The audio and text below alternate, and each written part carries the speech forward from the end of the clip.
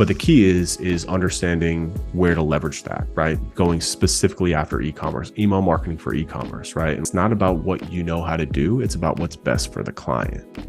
Well, I do look at WebBurst and I do see you guys as a company. I'm fresh, I'm new. Just to give you an idea, I am not, I went from being a general manager to a trailer company to now I want to be an SEO specialist. So I'm jumping in head first. So I want to use the whole project and really focus on, well, I've picked a niche, I have an offer, getting things round up. But I noticed that, you guys do some pay-per-clicks or focus on the bigger picture. So those are the things you're talking about that will be, you're trying to product size them and make those deliverables that eventually, like, how does that work into it? Because I think right now I'm just going to offer SEO. I have a bit of experience with email marketing. I do, in my mind, do one thing well, and then let's break this down. Okay. So you, like, I want to just touch on something that you said. You said that we're doing pay-per-click because of the big picture, right? Yeah, no, I like that. I see that because it has its place, right? Yeah. Let me address that. Okay, sure. We're doing pay-per-click not because it gives us something else to offer or we can tack on extra revenue. We're doing it because it's the fastest way to get leads for our clients, which is what they care about the most, right? Like, we work with LoFi. The only thing they care about is making their phone ring with people who are not going to waste their time, qualified leads, right? Okay. So that is the most important thing. And I don't care if it's SEO or pay-per-click or Facebook ads, or if it's old school advertising, putting up billboards. Like, our job, your job, is to service your client in the best way possible. So now let's go back to you. Who is your target client? I've struggled with this, but Brandon said just pick something and I can pivot in the future. I was going to pick medical and dental. Okay. Should I just go down to dental? I don't know, but. Let's talk about that, right? Okay. So there's a couple of ways that I like to refine, we'll call it a niche because that's what everyone's comfortable with, right? Yeah. So if I go to Google and I type in doctor near me, it's very rare that you find an actual website.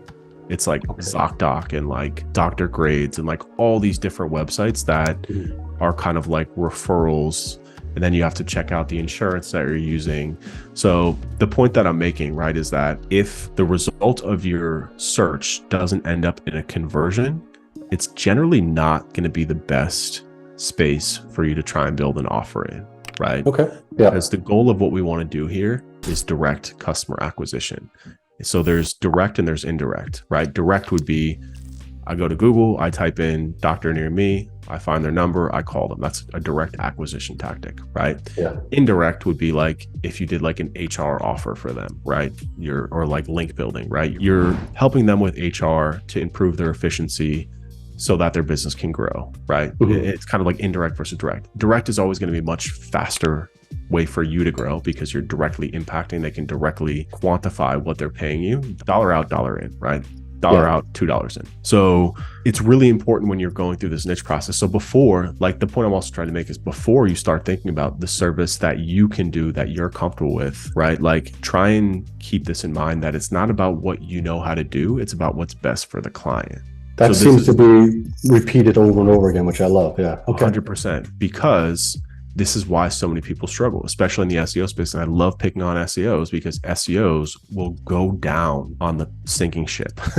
They will swear SEO is the best thing in the whole world. It's the most powerful marketing tactic, which in some places it is. For lawyers, it is, because people go directly to Google and they type in, I got in a car accident, I need to hire an attorney, and they will call that person and they will pay them a lot of money. Done. Yeah. Right. But it doesn't work like that in every industry. Like, if you're looking for a gym, it doesn't work like that. If you're looking for like a restaurant, it doesn't work like that. That comes from the referrals and social media and influencers and people posting.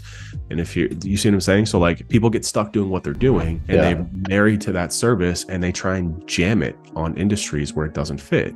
And then they're like, why is my business growing? It's like, well, because your product is not aligned with what the market wants and needs, right? So that's why this process is so important. Take your time. Like, it's really, really important that you find a space, an industry, a vertical that, so for example, right, let's say you said you're comfortable with email marketing, right?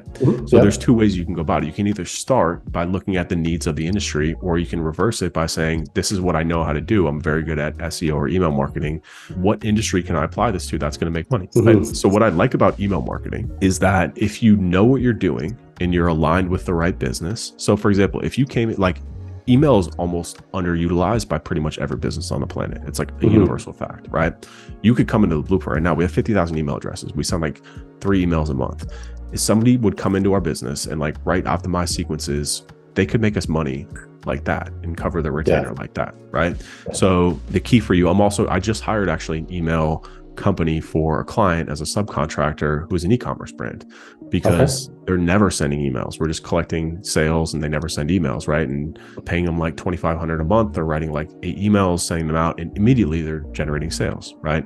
So, but the key is understanding where to leverage that, right? Going specifically after e-commerce, email marketing for e-commerce, right? And like conversion focused email marketing for e-commerce, and email marketing that increases open rates. That's a big thing that we're struggling with, is like actually getting into people's inboxes, right? So really so like it's this kind of symbiotic relationship where sometimes it's tough to put the cart in front of the horse in terms of which ones you pick, but like they have to go together.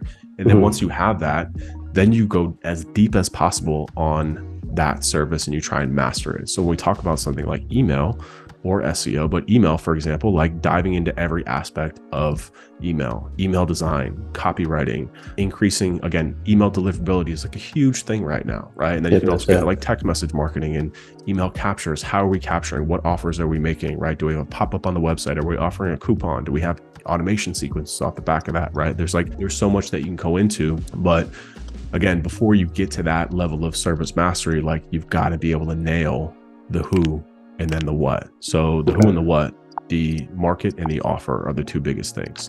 So again, going back now, email marketing is also a bit of a tough one because people are existing.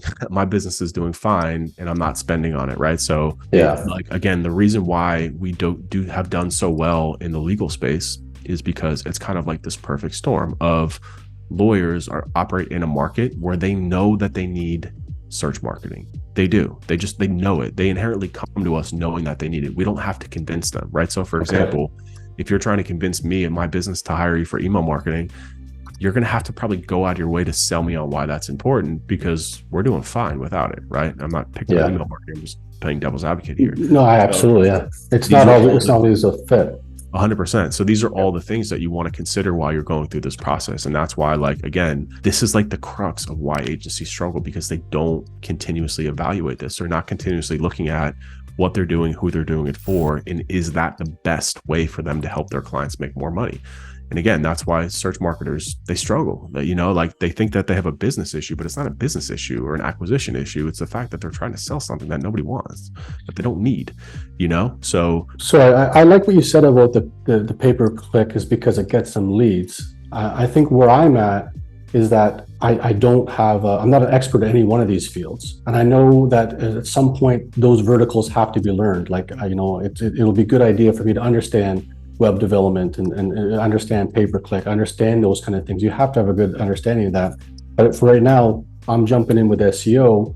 So I think, let's say I get rid of the medical side of things. Let's say I focus just on the dental side of things. And right now, there's only certain things I can offer, because I'm still learning to get the big picture, is that I'm going to have to qualify whether or not I'm a good fit for them too.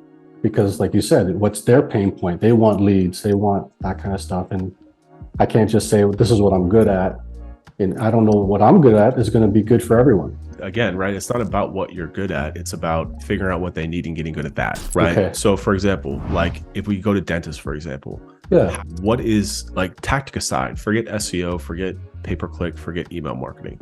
Do you know what the best way for a dentist to get clients is, to get new clients? The best way to get... Well, how do you find a dentist, right? I don't know if you have a dentist.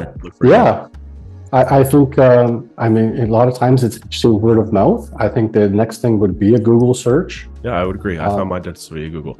So that right there is that's good, right? I mean, like that's a good start, right? So like you keep saying big picture, right? And I agree, like it is important to see the big picture, but like the big picture will come in time. Like you actually want to start with tunnel vision, right? Like don't think about anything outside of what is the best way to get them clients, and then master, and then like just going in on that one thing. So the good news is you're in a good place. If you find an offer that happens to be SEO, like everything is here. You need to learn SEO at a very high level, right? At a very skilled level. So that's probably what I would focus on, right? I just wanted to walk you through this whole thing. So this is what I appreciate. SEO on people, but like SEO for dentists is a good offer. I know a lot of people that make a lot of money with that, right? And it's a good entry offer, because people do use Google to find dentists. Okay. I mean, that's literally what I did. I moved into a house 2 years ago and I was like, damn, my tooth hurts. I need a dentist. Yeah. And I just Googled dentist near me, right? Dentist Miami Springs. And I found the closest one with the best reviews and I went to them, So it's also local SEO too. It's not just SEO, right? Yeah, that's where I would like really focus.